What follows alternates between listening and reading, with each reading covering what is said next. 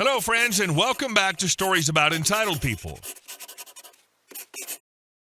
First up, a lesson in parking lot karma. A stranger tries to help a man avoid a ticket only to get yelled at in front of his kid. But instead of shouting back, he decides to serve a quiet, delicious plate of petty revenge. And it's beautiful. But before we begin, best way to support our channel is to leave comments, like, and subscribe with the turned-on bell so you don't miss the new video every single day. Here we go. Why is it any of your business? I was at a Canada Day celebration with my 7-year-old son in this small cottage/lake town, the kind of place where everyone normally minds their own business, and the biggest traffic event of the year is someone towing a boat crookedly. But on Canada Day, total chaos. Parking was a disaster for blocks. Luckily, we arrived early enough to snag one of the diagonal street parking spots close to the festivities. While parking, I noticed what looked like a huge, glorious, too-good-to-be-true space 2 spots over. For one dramatic second, I thought, wow, what luck. Then my brain engaged. No curb, odd shape, a no parking sign bolted onto the building a little ways back. Driveway disguised as a gift from the parking gods. I wisely avoided it and moved on. Fast forward to mid-afternoon. Kid activities are winding down, grown-ups are arriving for the beer, fireworks, and I know a shortcut out of town debates. My son and I head back to the truck. As he climbs in, I see a guy pull right into that fake parking spot I'd noticed earlier. He hops out of his car, shuts the door, and starts strolling away like he's just discovered fire. Trying to be helpful and maybe win some karma points, I call out, "Hey, just so you know, that's not a parking spot. You're probably going to get ticketed or towed." Before I can add, "I'm leaving now, you can take my spot," this man snaps around with pure rage in his eyes and barks, "Why is it any of your effing business?" in front of my 7-year-old son. Now listen, I'm not confrontational, but something about being aggressively yelled at while trying to help, and while my kid is watching, unlocks the petty gremlin deep inside me. I keep my voice calm and say, "I was just letting you know since I'm leaving and you could have my spot." He pauses, processes that, and suddenly his entire attitude shifts. Okay, thanks. Too late, champ. At that point, his nasty reaction already flipped a switch in me, so I smiled politely and said, "Actually, maybe I changed my mind. Think I'll just sit here for a bit." He glares, "Do whatever the F you want." So I do exactly that. I buckle in, turn off the engine, pull out my phone, hand my son my phone so he can watch a video and not ask questions about why I'm being weird, and then I just sit and smile. We stare at each other like 2 cowboys about to draw, except one cowboy's relaxing with AC and a smug grin, and the other sitting angrily in a driveway he's not allowed to be in. 5 glorious minutes pass. He lasts maybe 4.5 before throwing his hands up and stomping back into his car. He angrily reverses out of the illegal spot. I watch him begin the slow, shame-filled turnaround toward my spot. And that's when fate, sweet, beautiful fate, sends another car from the opposite direction. I immediately pull out, wave them into my spot with enthusiasm, and give them a friendly smile so they know they're welcome. The jerk watches this happen in real time. As I drive off, I give him a cheerful little wave. Not a rude one, not sarcastic, just polite. The kind of wave that says, "Actions have consequences, my dude." And I drove away absolutely thrilled. Petty? Yes. Deserved? Also yes. You literally tried to save this man's bumper from a tow hook, and he responded by screaming in front of your kid? And the moment another car slid into your spot, like destiny itself intervened, that was poetry. Absolute WOP, well played. And our second story. In our family, we have a tradition of letting a bitter old man police the wives. I'm ready to break it. So this has been bugging me for a while, and honestly, I need to vent before I end up rolling my eyes into another lifetime. People from this culture may relate because the dynamic is way too familiar. My wife's uncle has somehow made it his life's mission to critique every single woman who marries into the family. And I don't mean casual, back in my day, we did this differently. No, this man acts like he's the self-appointed surveillance system of the household. He doesn't advise, he inspects, he monitors, he evaluates. It's like he believes the moment a woman marries into the family, she automatically becomes a contestant in some twisted, outdated 1950s housewife Olympics that only he gets to judge. If a wife isn't cooking enough, he comments. If she dresses too modern, he comments. If she doesn't serve her in-laws with military precision every single day, he comments. If she has a job, well, that's basically a personal insult to him because apparently a woman with financial independence is the beginning of the apocalypse. And the way he starts, always subtle. He'll lean in and say things like, "Oh, you don't cook every day?" Or, "Back in our time, women didn't speak like that." As if the entire world is obligated to follow the unwritten rules he wrote in his dusty little notebook sometime in 1974. But then it escalates. It always escalates. If a woman dares have a career, dares to speak her mind, dares to even exist outside his imaginary mold, he announces to anyone who will listen that she's destroying family values. Once, and I wish I were exaggerating, he actually said that a wife should be grateful her husband allows her to work. As if women are pets being granted permission to roam the yard. And when someone finally pushes back or ignores him, oh, he sulks, full-on toddler sulking. Cold shoulders, guilt trips, he suddenly starts acting wounded, like he's the one who's been disrespected. The dramatics are incredible. He absolutely despises his sister's daughter-in-law, an engineer at a huge company, earns more money than half the extended family combined, works long hours, and occasionally spends weekends with her own family. In his eyes, she's basically a villain because she dares to have ambition and boundaries, two things he considers personally offensive. But here's the funniest, most infuriating part. Despite all this, he still expects to be invited to every wedding, every dinner, every gathering.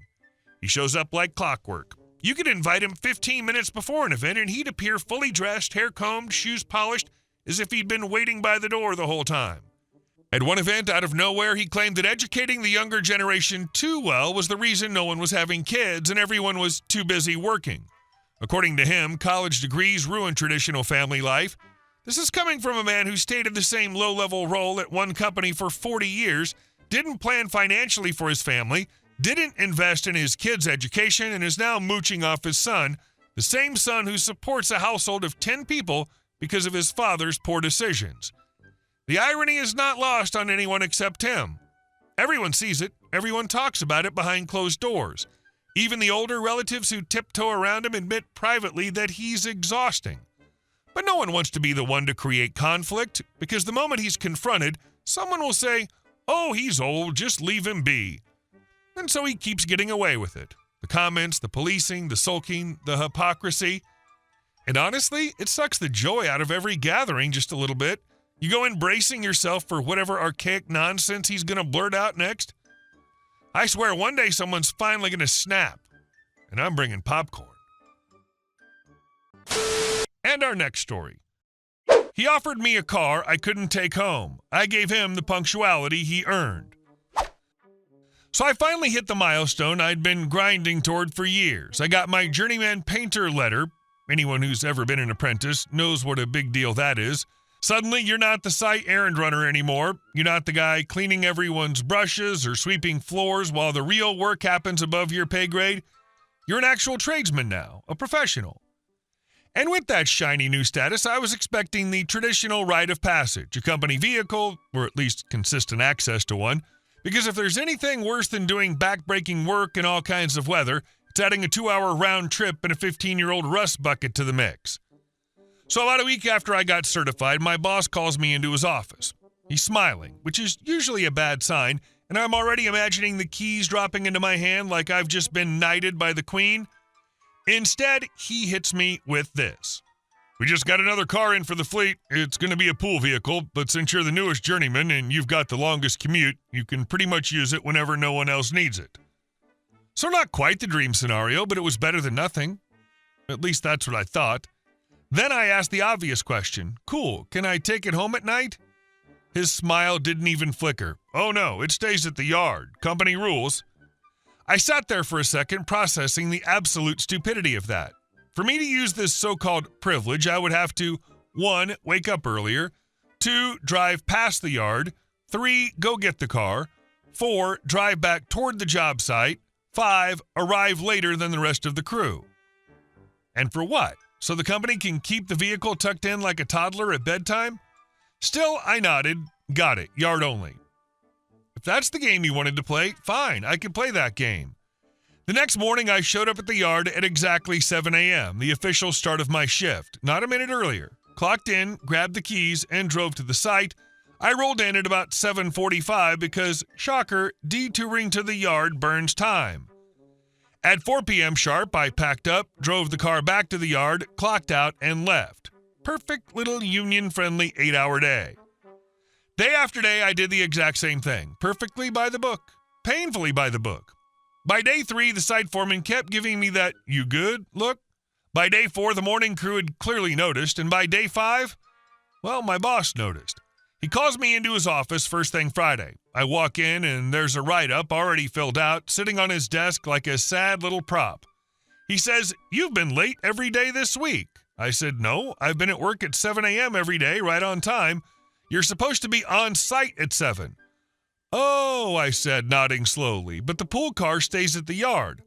I can't magically teleport it to the job site, and union rules say when I'm driving a company vehicle, I'm on company time. Meaning 7 a.m. at the yard, 4 p.m. back at the yard. That's exactly what I've been doing." He opened his mouth to argue, then paused. You could almost hear the gears grinding because he knew I was right. If he pushed the issue, I could file a grievance so fast the paper would still be warm when it hit HR's desk, and the union rep would back me to the moon and back. He stared at me, I stared at him. And I swear I watched the exact moment he realized he'd outsmarted himself. Finally, he sighed and said, "I'll pick you up tomorrow at 6:15. I smiled, the kind of smile you save for very special moments. "Perfect," I said. Amazing how quickly the rules change when the person in charge has to follow them too. Your boss really tried to invent a new kind of inefficiency. He took something simple, give the hardworking journeyman a company car, and turned it into a logistical maze only he could be confused enough to create. And then he acted shocked when you followed the rules exactly as written. And our last story. The police told my farmer dad not to touch the car on his property. My dad has lived on the same farm his entire life. It's the kind of place where the lawn could win competitions. He treats that front garden like a crown jewel. Right across the road is a small regional airport. Nothing huge, just charter flights, hobby planes, and the occasional low-budget traveler who thinks rural means free parking. Over the years, people have pulled over to snap pictures or stretch their legs, but no one ever dared set foot, let alone a vehicle, on my dad's pristine lawn. Until one Thursday morning. Dad walked out to check the mailbox, coffee mug in hand, and nearly choked when he saw a dusty silver hatchback parked right on his front garden. Not on the shoulder, not on the gravel pull-off, directly on the grass he keeps greener than a golf course. He knocked on the windows, empty. Walked around it, no note. It looked abandoned, but the engine was still warm. Someone had clearly decided Dad's lawn was their personal airport parking lot. Dad called the police. When the officer arrived, he stepped out of the car, glanced at the lawn, and said, "That's unfortunate." Dad asked, "Can I tow it? Move it? Push it back into the road?" The officer shook his head. "If you move it, sir, you could be charged with taking a vehicle without the owner's consent." Dad stared at him. "It's on my property." "I agree," the officer replied, "but the law still applies. You can't touch it." Dad pointed at the deep tire mark sinking into his perfect lawn. "And what am I supposed to do about that?" The officer shrugged in that bureaucratic way that translates to, "Not my problem. We'll put out a notice. Maybe the owner comes back." Dad wasn't satisfied. Not by a long shot, but he played along for the moment. Of course, this being a small village, news didn't stay quiet. Within an hour, someone snapped a picture and put it on the local Facebook page. "Anyone know whose car is parked on Old Man Fletcher's lawn?" By the afternoon, the whole town was talking about it, offering theories ranging from drunk tourist to an amateur getaway driver ditching his ride. Dad watched it all unfold with narrowed eyes. He hates drama, but he hates disrespect more. By the next day, the hatchback was still there. No owner, no police follow-up, no consequences. That evening, the Facebook update dropped. The car has been replaced by a pile of broken glass. Dad didn't post it. He doesn't even have Facebook, but the whole village knew exactly what it meant. When I called him, he simply said, "A shame, really. Must have been local wildlife." His tone was so dry it could have sucked moisture out of the air. But the best part came 2 days later. A young couple, sunburned, dragging cheap airport luggage, the picture of failed weekend plans, walked up the driveway. Dad was trimming hedges, pretending not to notice. "Hi," the woman said. We left our car here while we flew out, and now we can't find it." Dad stopped trimming, turned, and put on the most exaggerated look of confusion I've ever seen. Car? On my lawn? Yes, the man said. Right there. He pointed at the spot where the grass was still bent. Dad squinted dramatically at the ground. Oh, that. Well, it wasn't mine. Police told me I couldn't touch it. Shame, though. Something must have happened to it. The woman looked near tears. So you don't know where it is? Dad shook his head slowly, dragging out every syllable. Not a clue. The man snapped. You live right here. You didn't see anything? Dad smiled, a thin, smug, razor-sharp smile. Son, I spend a lot of time tending my garden. I don't keep an eye on other people's property. The couple left, muttering curses, but Dad didn't break character once. Later, when he called me, he didn't brag. That wasn't his style. He simply said, funny thing about glass, very fragile. Cars, too. Sometimes they just vanish. And the police came back the next morning asking questions after the couple filed a complaint. Dad answered every inquiry politely, calmly, and with absolute, unshakable innocence. Officer, he said, all I know is the car was on my lawn and then it wasn't. I never laid a finger on it. After all, he smirked, you told me not to. No one ever parked on his property again. Problem solved in the most agriculturally petty way possible. Farmer Fletcher understood that sometimes the system's designed to protect the wrongdoer, so he operated in the beautiful, ambiguous space outside the system. He didn't break the law, he just allowed something to happen. He solved the problem so definitively that the message was sent to the entire region. Park on this man's lawn and your car will cease to exist. Hey guys, thank you all for watching the video. I'll see you in the next one.